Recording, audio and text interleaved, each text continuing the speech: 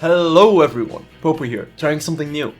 As many of you guys know, in my day-to-day life I'm actually a composer and musician. I recently discovered that on the TF2 main page there's actually a download folder with all of the original sheet music of TF2 that was actually used within the recording. And it just so happens to be in the same sheet music program that I use, Sibelius. So I thought it might be fun to find out just why TF2's music is great. In this video I'll go over some of the favorite moments within the TF2 soundtrack.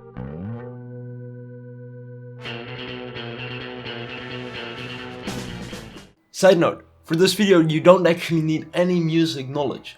I'll try and explain as much as we go along. Alright, let's get into it. Before we talk about TF2's music, we need to find out where it gets its inspiration.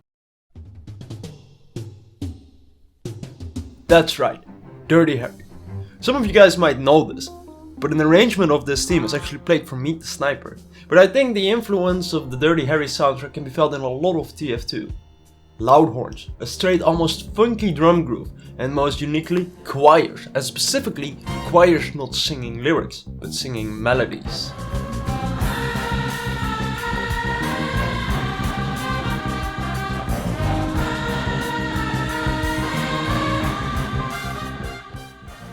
This soundtrack is full of these aesthetics, which for sure have inspired the TF2 sound.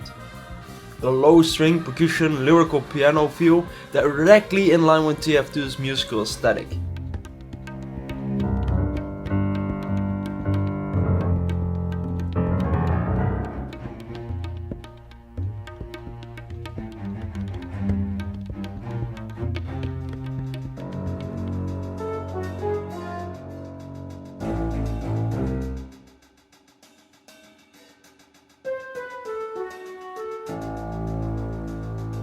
Anyways, let's get into the first tune. First of all, I'd like to look at Medic, one of the most recognizable tunes in Team Fortress.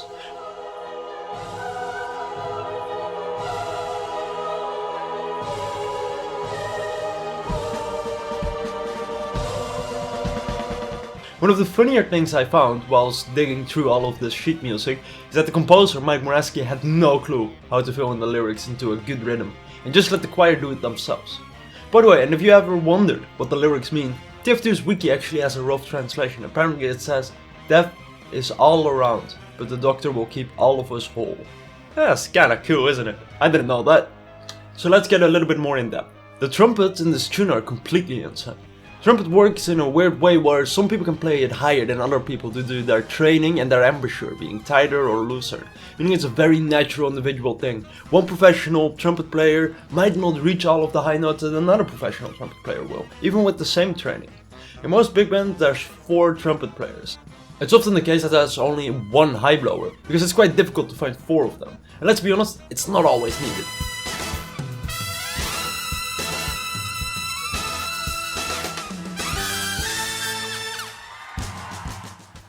This trumpet player, this high blower, would occasionally play an octave higher than the other trumpets for some extra oomph. We can see that here in Medic. If we take a look at this music program, we can see that due to it being such an individual thing, it gives this kind of assessment of if it's likely that the player could play it. Going from normal black, meaning it's playable, all the way up to a red note, meaning most likely not playable. This is the trumpet part in Medic.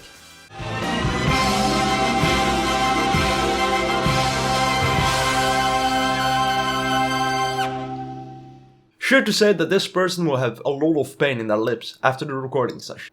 Furthermore, I was pleasantly surprised to see that the tenor solo at the end, and actually a lot of other TF2 solos, is fully improvised.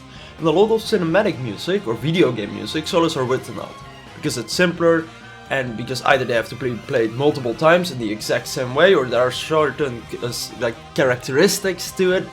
Not the case here, it's just a complete improvisation on the tenor player's part. Another tune that's insane is Rise of the Living Bread. To understand why this tune is insane, we have to quickly talk about time measurements, or time signatures, or meter signatures. These indicate how many beats are in each measure of a piece of music, as well as which note value is counted as a beat. Most used are 4/4, where we can feel 4 beats, 1, 2, 3, 4. Or a 3/4, often called a waltz, where we feel the 1, 2 and 3. Fun fact, that's why Rocket Jump Waltz is actually incorrect, even though it has that pa feel, which a lot of waltzes have, it's actually in 4/4.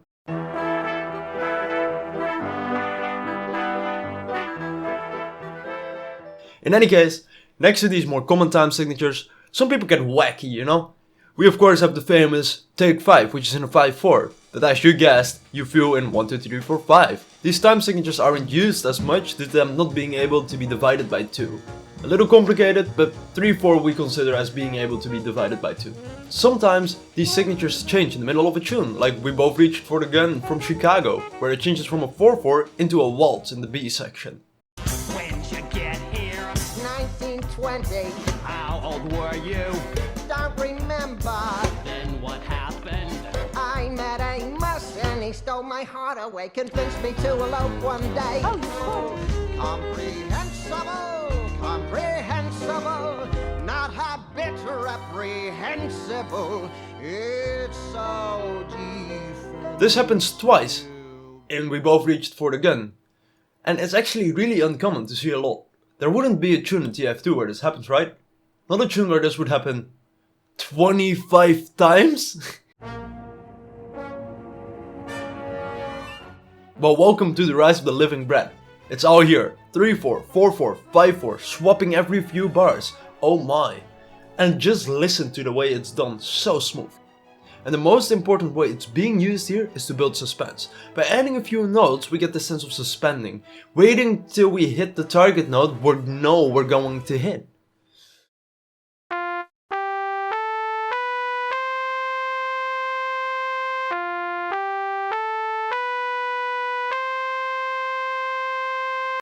I can't explain it well enough, but just try and count with the music and see if that's doable.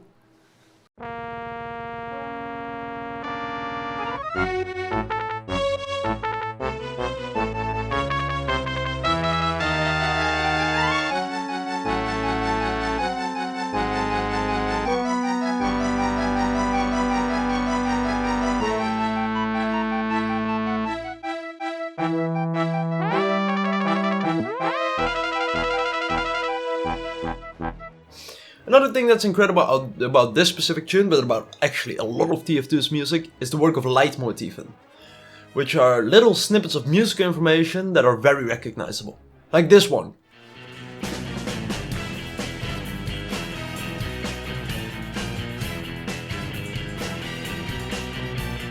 Did you catch it? That bass line. It's actually also used in The Rise of the Living Bread.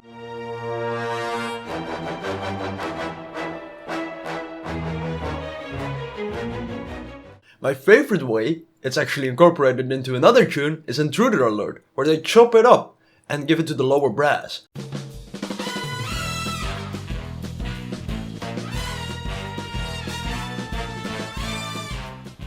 What they've actually done here is just make the short notes into long notes, changing the sound, but at the same time, because they are the same notes, there's this connective tissue between them, making it instantly recognizable as TF2.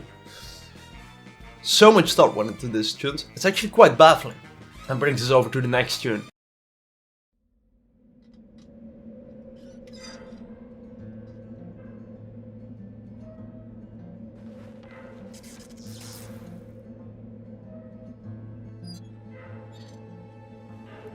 The Common Robots. This might be my all-time favorite tune. Or should I say tunes, often being played back to back. There are actually some quite amazing little details put into these two together to turn them into a sweet tasty dish, almost as good as that one brownie pizza I had that one day. In the calm, the melody is played by a synth, but there's actually something super cool happening here as well. A soprano is singing the melody in sync with the synth, giving it this otherworldly feel.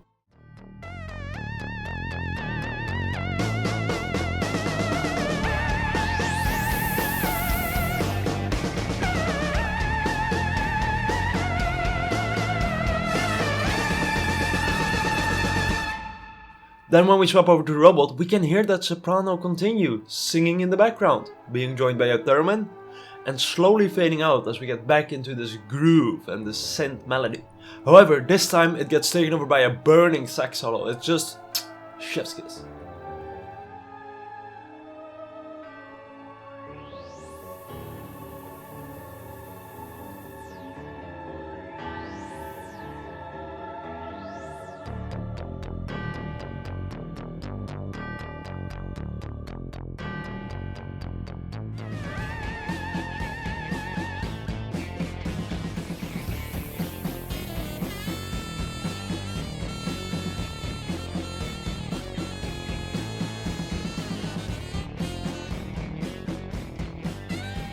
To end this video, I want to go over a few funny things that I've just found interesting in the sheet music.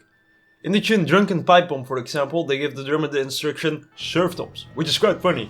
It's often the case that you write down specific instruments the drummer would use, low tom, ride, or even what vibe to play, funk, swing.